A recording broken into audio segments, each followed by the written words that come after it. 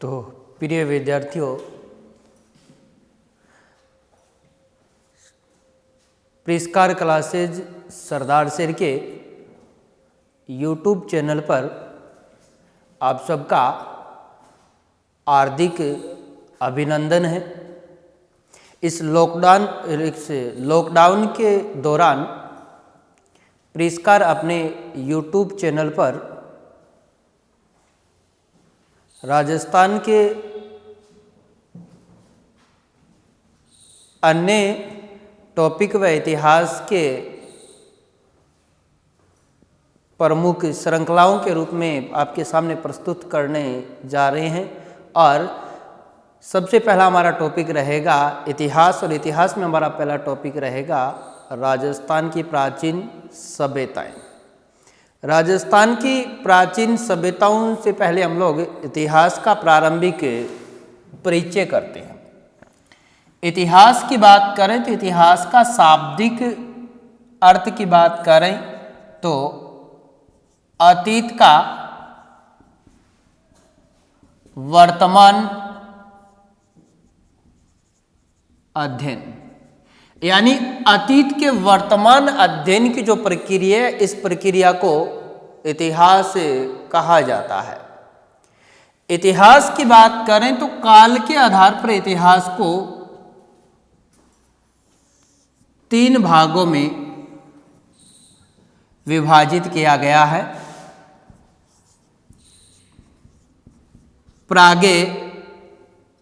प्रागैतिहासिक काल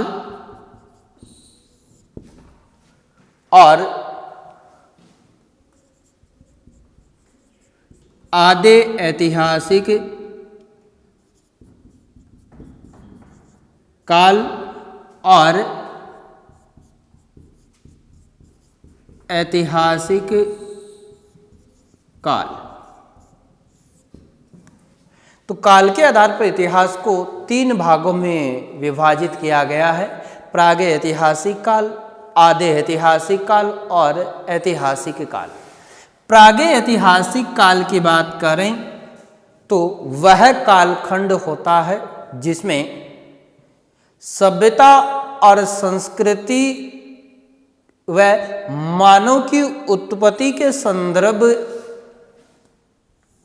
जो लिखित प्रमाण व लिखित रूप से साक्ष्य नहीं मिलते हैं, अर्थात इतिहास का वह कालक्रम जिसमें हमें लिखित रूप में साक्ष्य उपलब्ध नहीं होते हैं, वह कालक्रम कहलाता है, प्रागैतिहासिक कालक्रम कहलाता है।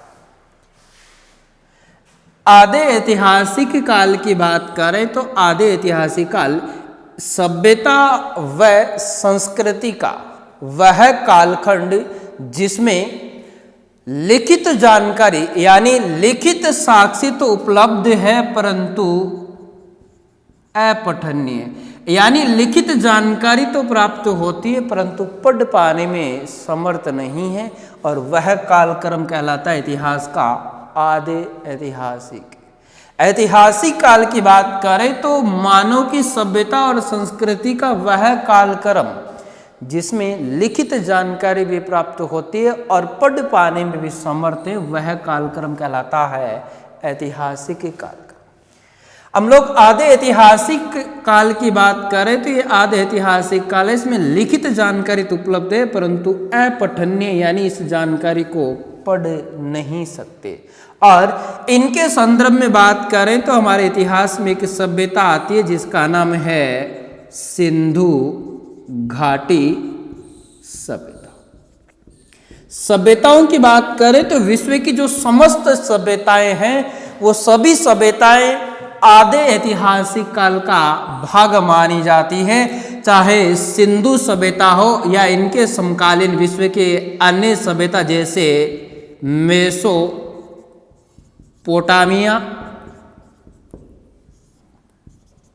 मिस्र की सभ्यता व चीन की सभ्यताएं। ये सिंधु घाटी सभ्यता के समकालीन सभ्यताएं थी और ये सभी विश्व के सभ्यताएं आधे ऐतिहासिक कालखंड का भाग माना जाता है। इन सभ्यताओं की बात करें तो इनमें से हमारी सिंधु सभ्यता एक समृद्ध सभ्यता रही है और इसी समृद्ध सभ्यता की बात करें तो इनकी लिपि की बात करें तो इस लिपि की सबसे बड़ी विशेषता थी कि ये लिपि लिखी जाती थी दाएं से बाएं ओर। इस प्रकार की लिपि को कहा जाता है भाव चित्रात्मक, या इसी लिपि की बात करें तो इसे कहा जाता है श्रीपिलाकार लिपि। इसी लिपि को कहा जाता है गोमूत्र लिपि और इसी लिपि को कहा जाता है बुस्टो फेदन लिपि। अब तक इस लिपि को पढ़ पाने में इतिहासकारों को सफलता प्राप्त नहीं हुई है। यह लिपि दाएं से बाएं इस प्रकार सर्पिला आकार आकृति में लिखी जाती थी।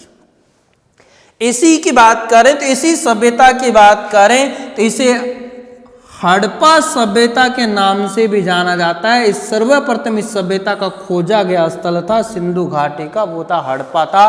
परंतु सिंधु नदी के अधिकांश क्षेत्र में होने के कारण जॉन मॉरिसन ने इस सभ्यता का नामकरण सिंधु घाटी सभ्यता के नाम से किया था। इसी सिंधु घाटी सभ्यता की बात करें तो इसका राजस्थान में एक स्थल है और राजस्थान में बात करें तो मुख्य स्थल के रूप में आता है जिसका नाम है कालीबंगा। तो राजस्थान में बात करें तो राजस्थान में इनका मुख्य नगर है कालीबंगा और एक दूसरा है जिसका नाम है पीलीबंगा। और ये दोनों सभ्यता स्थलों की बात करें तो ये दोनों सभ्यता स्थल हनुमानगढ़ जिले में स्थित है। तो हम लोग कालीबंगा सभ्यता के संदर्भ में चर्चाएं करेंगे और यहाँ से हमारे कालीबंगा सभ्यता राजस्थान के इतिहास का पहला टॉपिक प्रारंभ होगा और इनके बाद में हम इस श्रृंखलाबद्ध प्रत्येक सभ्यताओं के बारे में चर्चाएं करते हैं। तो पहली हमारी सभ्यता है और उस सभ्यता का नाम कालीबंगा है।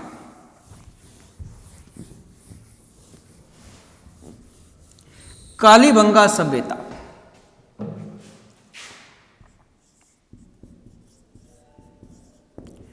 कालीबंगा बात करें तो कालीबंगा सभ्यता स्थल घगर नदी के तट पर विकसित हुआ था। विश्व की चाहे कोई भी सभ्यता हो तो उस सभ्यता का विकास किसी न किसी रूप से किसी नदी के किनारे हुआ था और इसी रूप में बात करें तो कालीबंगा का विकास भी एक नदी है और उस नदी का नाम घगर नदी है। इसी घगर नदी की बात करें तो प्राचीन काल में इसे कहा जाता था सरस्वती नदी। इसी नदी को कहा जाता था दवेशवती नदी। इसी नदी को कहा जाता है मृत नदी। इसी नदी को कहा जाता है नट नदी। इसी नदी को कहा जाता है नाली कहा जाता है। और इस घगर नदी की बात करें तो इनका उद्गम शिवालिक की पहाड़ियां हिमाचल प्रदेश से होता है और राजस्थान में दो जिलों में बहती है, हनुमानगढ़ और गंगानगर में। इस नदी के बहाव क्षेत्र की बात करें तो पाकिस्तान में इस नदी के बहाव क्षेत्र की बात करें तो उसे कहा जाता है हकरा और यह नदी पाकिस्तान में प्रवेश करती है और पाकिस्तान का एक स्थान है फोर्ट अब्बास और फोर्ट अब्बास में घगर नदी पाकिस्तान में प्रवेश करती है और इसी नदी को कहा जाता है राजस्थान का शोक क्योंकि इस नदी के पेटे के नीचे से बसा हुआ राज्य का एक शहर है और उस शहर का नाम है हनुमानगढ़। इस कारण हनुमानगढ़ में बात करें तो वर्षाकालीन यहाँ बाढ़ आ जाती है। इसी कारण इसे घगर नदी को कहा जाता है राजस्थान का शोक। और इसी नदी के जो तटवर्ती क्षेत्र है, इसी तटवर्ती क्षेत्र में ही जिस सभ्यता का विकास हुआ था वो कौन सी सभ्यता है? कालीबंगा सभ्यता। मित्रों, इसी कालीबंगा सभ्यता की बात करें तो वर्तमान में ये सभ्यता है हनुमानगढ़ में। कई एनसीईआरटी की बुकों की बात करें तो एनसीईआरटी की कई बुकों में दे रखा है श्री गंगा नगर। श्री गंगानगर की बात करें तो 1994 से पहले हनुमानगढ़ जिले की बात करें तो ये गंगानगर जिले का भाग था, परंतु बात करते हैं कि 12 जुलाई 1994 ईस्वी की बात करें तो राजस्थान का 31वां जिला बनाया गया था हनुमानगढ़ को। और राजस्थान का 31वां जिला हनुमानगढ़ को बनाने के कारण यह सभ्यता स्थल वर्तमान में स्वतंत्र रूप से बात करें तो किस जिले में? हनुमानगढ़ जिले में है। इसी सभ्यता के बारे में मित्रों हम लोग चर्चाएं कर रहे हैं और इसी सभ्यता की बात करें तो हनुमानगढ़ जिले में नदी हो गई हमारी घगर नदी। इस सभ्यता के बारे में सर्वप्रथम जो जानकारी देता है उस जानकारी देने वाले इतिहासकार या पुरातात्विक वेत्ता की बात करें तो उसका नाम था लुईस पी टेसीटोरी। लुईस पी टेसीटोरी की बात करें तो इसने सर्वप्रथम जिस सभ्यता की जानकारी देती है वो हमारी सभ्यता है कालीबंगा। इस कालीबंगा सभ्यता की बात करें तो इनके बारे में जानकारी तो प्रस्तुत कर दी गई थी और इसी व्यक्ति का नाम था लुईस पी टेसीटोरी। इस लुईस पी टेसीटोरी के जन्म की बात करें तो इनका जन्म हुआ था 1887 और 1887 में इनका जन्म हुआ था इटली का एक कस्बा है और उस कस्बे का नाम उदिनी है। उदिनी कस्बे में इनका जन्म हुआ था और ये भारत में बात करें तो दिल्ली होते हुए दिल्ली होने के बाद राजस्थान में इन्होंने प्रवेश किया था मारवाड़ रियासत। और मारवाड़ रियासत की बात करें तो मारवाड़ रियासत में इन्होंने प्रवेश किया था बीकानेर। बीकानेर की बात करें तो इस समय बीकानेर के महाराजा थे और बीकानेर के महाराजा का नाम था गंगा सिंह और यह गंगा सिंह के समय बीकानेर आए थे। लुईस पी टेसीटोरी की बात करें तो लुईस पी टेसीटोरी एक पुरातात्विक वेत्ता के साथ साथ एक महान विद्वान थे। इन्होंने राजस्थान साहित्य की बात करें तो इन्होंने राजस्थान साहित्य को 2 भागों में विभाजित किया था। राजस्थान साहित्य को इन्होंने 2 भागों की बात करें तो पूर्वी राजस्थान का साहित्य और पश्चिमी राजस्थान का साहित्य, इस प्रकार राजस्थान के साहित्य को 2 भागों में विभाजित किया गया था लुईस पी टेसीटोरी के द्वारा। पूर्वी राजस्थान की बात करूं तो पूर्वी राजस्थान का साहित्य मित्रों पिंगल शैली में लिखा जाता था जो कि लिखा जाता था भाटों के द्वारा और पश्चिमी राजस्थान का साहित्य लिखा जाता था डिंगल शैली में जो कि लिखा जाता था चारणों के द्वारा। इसी प्रकार बात करें तो बीकानेर महाराजा गंगा सिंह ने इन्हें चारण साहित्य का विभागाध्यक्ष बनाया गया था। किसको बनाया था? गंगा सिंह ने लुईस पी टेसीटोरी को विभागाध्यक्ष बनाया था। इन्हीं की बात करें तो इन्होंने सर्वप्रथम जानकारी तो दे दी कालीबंगा सभ्यता की, परंतु पूर्ण रूप से इस सभ्यता की जो खोज करने का श्रेय, खोज करने की बात करें तो इस सभ्यता का जो स्वतंत्र रूप से खोजकर्ता की बात करें तो स्वतंत्र रूप से इस सभ्यता की खोज 1951-52 ईस्वी में और इस खोज करने वाले व्यक्ति का नाम था अमलानंद घोष या इन्हें एके घोष के नाम से भी जाना जाता है और इन्हें पूर्ण रूप से स्वतंत्र रूप से इस सभ्यता की खोज करने का श्रेय अमलानंद को ही दिया जाता है। इस कालीबंगा सभ्यता की बात करें मित्रों तो इस कालीबंगा सभ्यता का जो उत्खनन का जो कार्य है, उत्खनन का जो कार्य किया गया था 1961 से 1969 ईस्वी के मध्य। उत्खनन का कार्य की बात करें तो 2 बंधुओं ने किया था। एक बंधु का नाम था बालकृष्ण थापर और एक बंधु था जिनका नाम था ब्रजवासी लाल, जिसे बीवी लाल के नाम से और इन्हें बी के थापर के नाम से जाना जाता है। इन दोनों बंधुओं की बात करें तो इन दोनों बंधुओं ने इस सभ्यता का उत्खनन का कार्य किया था 1961 से 1969 के मध्य। इस सभ्यता के उत्खनन स्थल की बात करें तो इस बंधु ने कुल मिलाकर मुख्य रूप से 5 भागों में विभाजित किया था, जिनमें 2 भागों की बात करें तो प्राग हड़प्पा कालीन माना जाता है और 3 भागों की बात करें तो पूर्व हड़प्पा कालीन माना या पाश्चात्य हड़प्पा के नाम से भी माना जाता है। इसी सभ्यता की बात करें तो इस सभ्यता के उत्खनन के दौरान 2 स्तूप प्राप्त हुए थे और उन 2 स्तूपों की बात करें तो एक दुर्ग वहीन यानी परकोटे सहित सुरक्षात्मक दुर्ग के अवशेष मिले थे और दूसरा परकोटा यानी दूसरा जो स्तूप मिला था वहां कच्ची ईंटों से बनी हुई बस्तियों के अवशेष मिले थे। तो कुल मिलाकर कालीबंगा का उत्खनन स्थल की बात करें तो 2 प्रकार के मुख्य रूप से स्तूप मिले थे उत्खनन के दौरान, नगर नुमा और नगर वहीन स्तूप मिले थे। इसी कालीबंगा सभ्यता की बात करें तो इस सभ्यता का जो काल यानी इस सभ्यता के काल की बात करें तो कार्बन पद्धति कार्बन यानी C14 के अनुसार बात करें इस सभ्यता का जो समय माना गया और वो माना गया है 2350 ईसा पूर्वी से 1750 ईसा पूर्वी, यानी कार्बन पद्धति के अनुसार कालीबंगा सभ्यता का उन्नत काल माना गया है और वो उन्नत काल माना गया 2350 ईस्वी से 1750 ईस्वी के ईसा पूर्वी के मध्य माना गया है। इसी कालीबंगा सभ्यता की बात करें तो कालीबंगा एक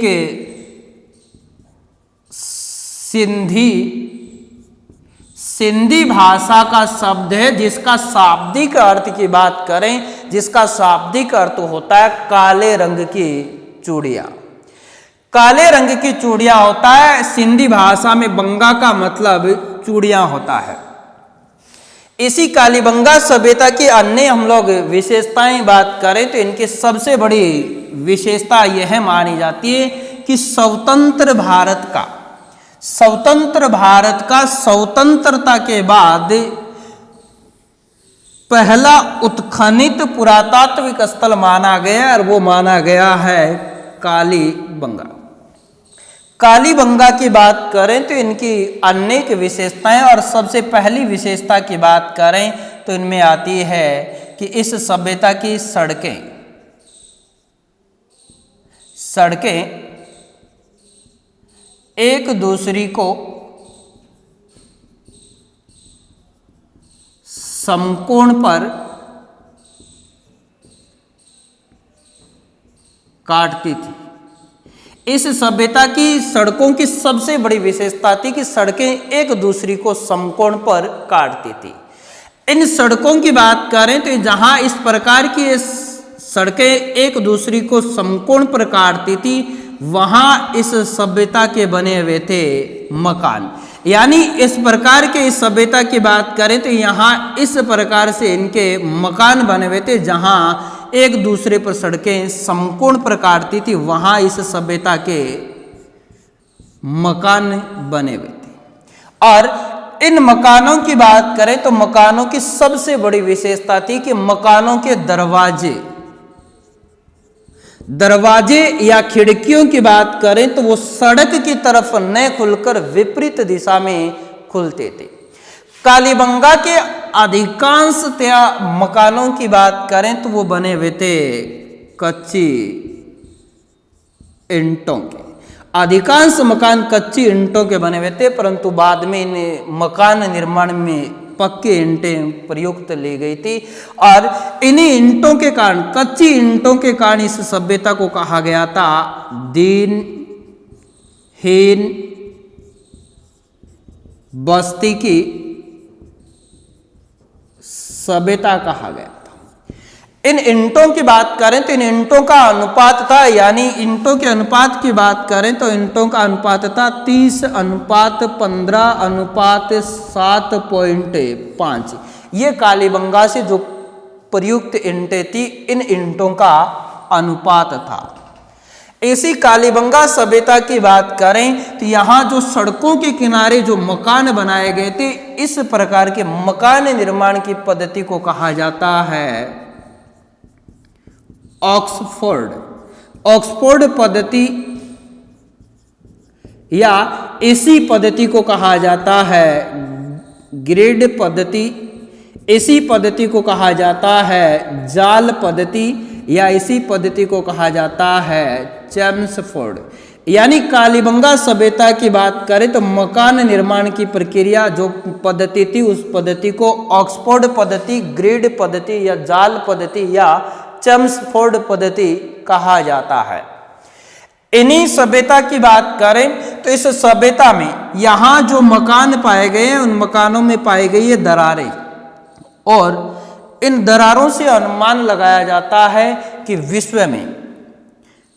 विश्व में सबसे